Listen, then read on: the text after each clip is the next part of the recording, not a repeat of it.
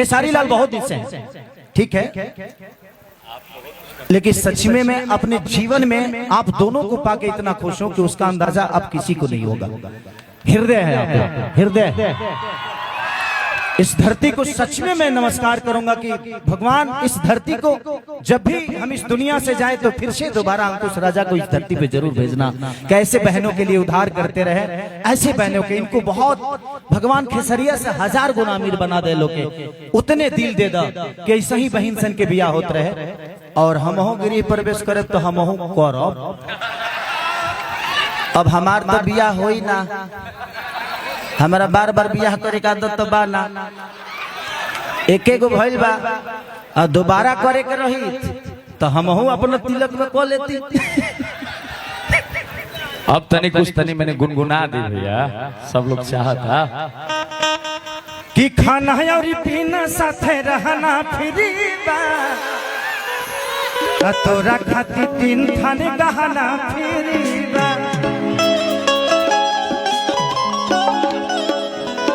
ये माहौल ही इतना प्यारा है कि यहाँ पे कोई गाना गाने का मन कर रहा है, खूब बतियाऊं।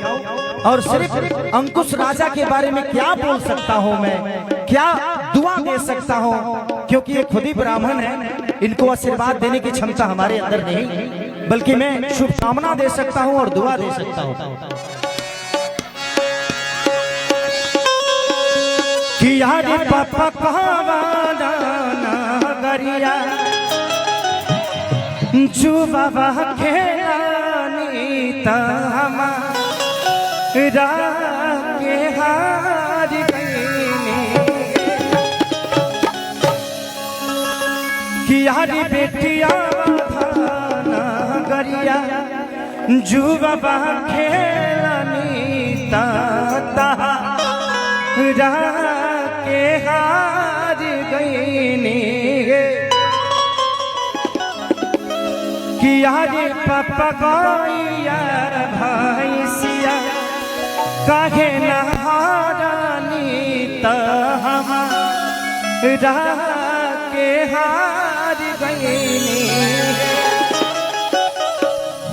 कि आहो बेटी गैया बछरुआ घर के लक्ष्मी तू धन पहराया।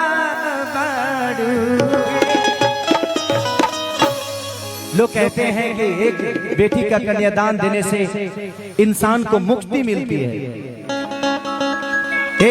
किसी अभी तक इनकी बेटी नहीं हुई, इन दोनों भाई की अब शादी होगी, लेकिन उसके पहले एक कुंवारे ऐसे बाप हैं जो 11 बहन 11 बेटियों का कन्यादान शुलोट है यार। दिल से थैंक यू भगवान, आप दोनों को इतना बड़ा कर दे कि हर साल ऐसे ही महोत्सव आप सबके गांव में, आप सबके घर में होता रहे, कि हम तो आते रहेंगे। और ऐसी महोत्सव जहां भी होगी खेसारी लाल यादव फ्री में जाएगा, अपने पास से 10-20 लाख रुपया दे के जाएगा, ताकि ये सहयोग के रूप में अपने बहनों के लिए चले। वो गा देता नहीं आई बड़ी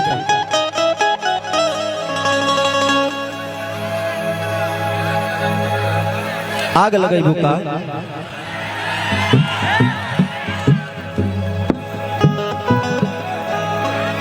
और हमारे बहुत ही प्यारे हम सबके हनुमान, जो कि हम सबके हमेशा हर दुख सुख में रहने वाले लोकेश भैया किधर हैं? लोकेश बाबा कहाँ है? अच्छा उधर उधर। थैंक यू बाबा, इस कार्य में सबसे ज्यादा अगर कोई मेहनत किया था तो आपने किया था, और दिल से प्रणाम है। आप जैसे इस धरती से आते हैं, और इनके साथ एक फिल्म भी किया था अंदाज, उसके प्रोड्यूसर लोकेश बाबा ही थे, तो थैंक यू, लव यू। कौन आग लगाई बुका, आग लगाई बुका।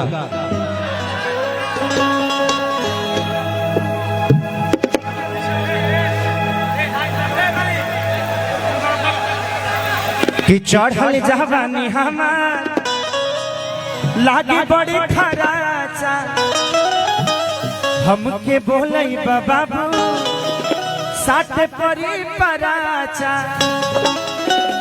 कया बजी लछा परा ताले बाजी डाफरा, कि लहिकन के भागे जगहे भूखा, कि पेट्रोल जवनिया से गोरिया लगैबू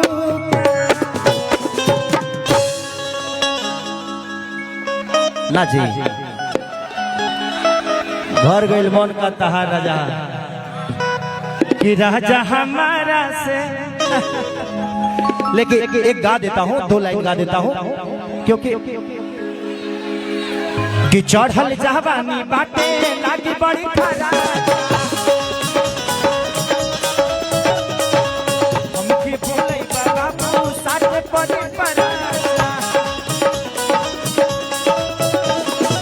चढ़ल जवानी बाटे लागी बड़ी खरा हमके बोले बाबू साथे पड़ी परा काले बाजी डाफरा आवाजी लछा परा लही करके भागे जगले हो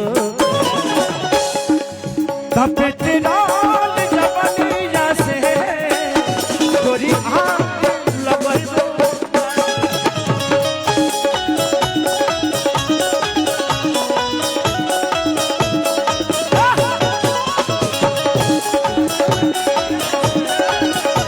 गोरी आग लगैबू चला पेट्रोल जवनिया से गोरी आग लगैबू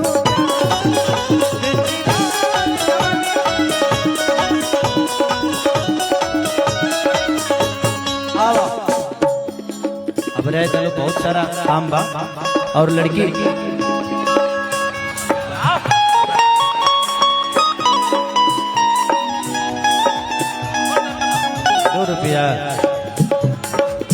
₹2 हो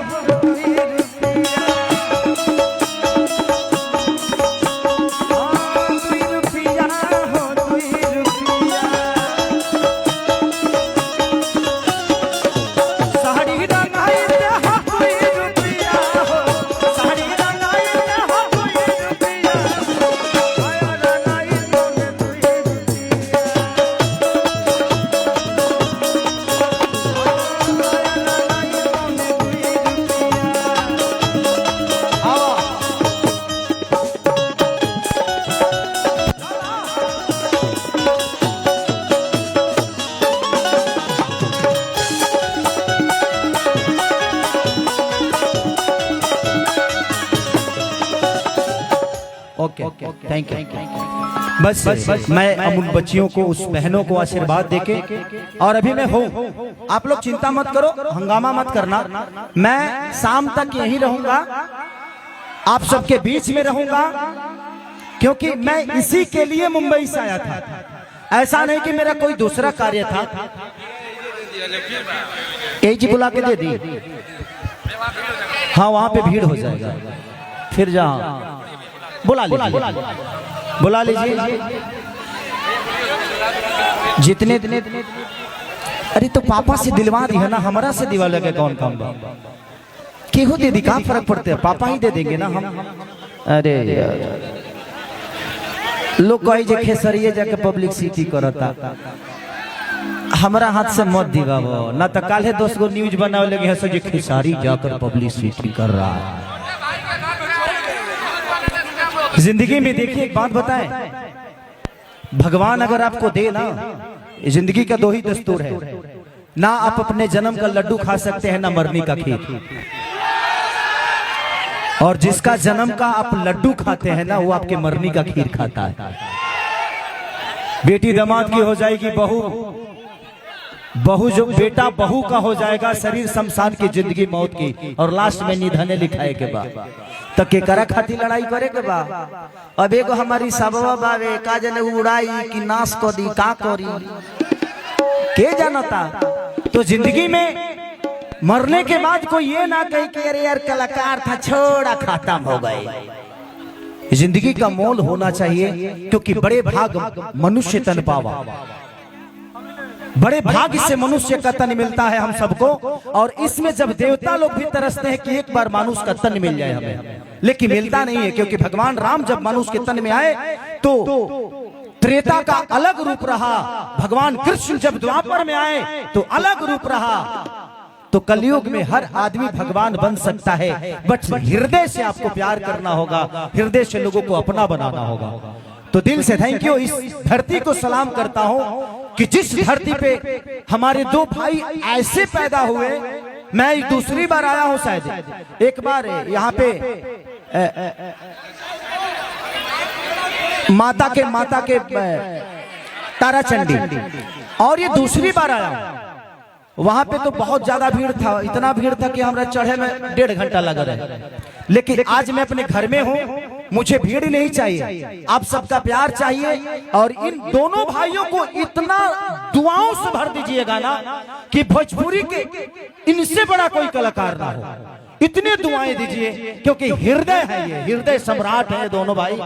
और दिल से मैं दुआ, इस दिल से जितना दुआ कहिए ना, मेरे पास अगर सीना फाड़ के दिखावे करे तो अगर टेक्निस के डर ना रही तो सीना फाड़ देती हूँ, सच बोल रहा हूँ।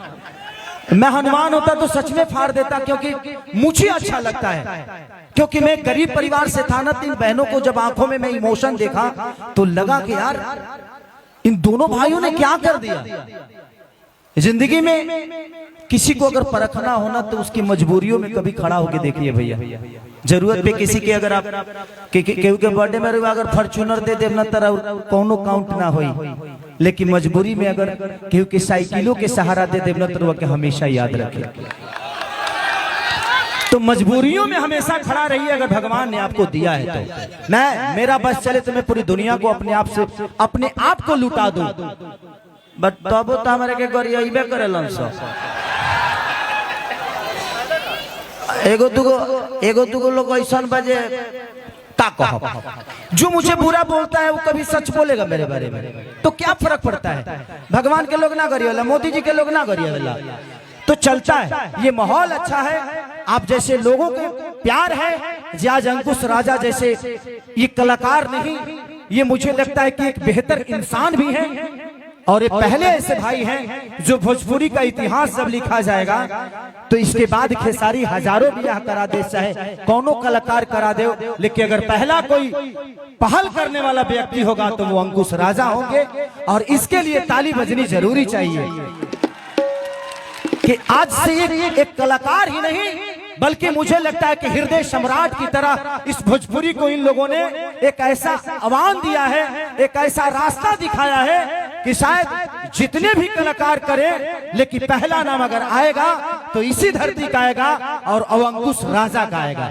तो थैंक यू सो मच अपने भाइयों के लिए भी, और हमारे पिता लक्ष्मण दुबे जी जिन्होंने ऐसे पुत्रों को पैदा किया जिनके जीवन में सिर्फ एक इमोशन है और दिल से दुआ है। इन बहनों के ढेर सारा शुभ प्यार आशीर्वाद। चबिया पॉपी से दिवा दी है नहीं यार, केहू मारो ता होली गुनगुना दी।